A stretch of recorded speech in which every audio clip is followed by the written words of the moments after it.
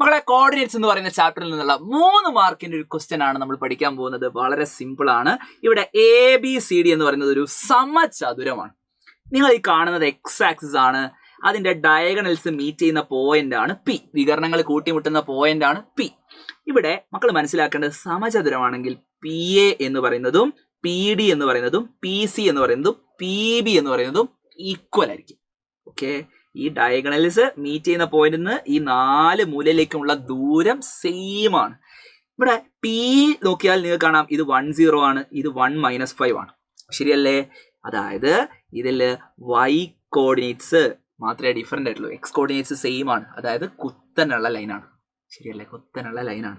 അപ്പൊ അത് തമ്മിലുള്ള അകലം PA എന്ന് പറയുന്ന നീളം കാണാൻ 0 നിന്ന് -5 എത്ര ഉണ്ടടാ? 5 യൂണിറ്റ്സ്. ശരിയല്ലേ? ഈ നീളം എന്ന് പറയുന്നത് 5 യൂണിറ്റ് ആണ്. അതിൽ എന്തെങ്കിലും സംശയമുണ്ടോ? നീളം കാണാൻ നിങ്ങൾക്ക് വേണമെങ്കിൽ 0 -5 എന്നൊക്കെ എഴുതാം. അങ്ങനെയൊന്നും ആവശ്യമില്ല. 0 നിന്ന് -5 എന്ന് പറഞ്ഞാൽ 5 താഴോട്ട്.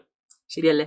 അങ്ങനെയാണെങ്കിൽ ഈ പോയിന്റിന്റെ കോർഡിനേറ്റ്സ് C എന്ന് പറയുന്ന പോയിന്റിന്റെ കോർഡിനേറ്റ് എന്ന് പറയുന്നത് 1, ആലോചിച്ച് നോക്ക്, 0 നിന്ന് 5 മുകളിലേക്ക് +5.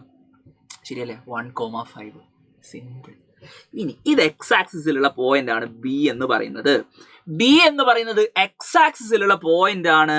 ആലോചിച്ച് നോക്കുക, 1 നിന്ന് ബിയിലേക്ക് വരുമ്പോൾ 5 യൂണിറ്റ് മുന്നോട്ടാ അല്ലേ?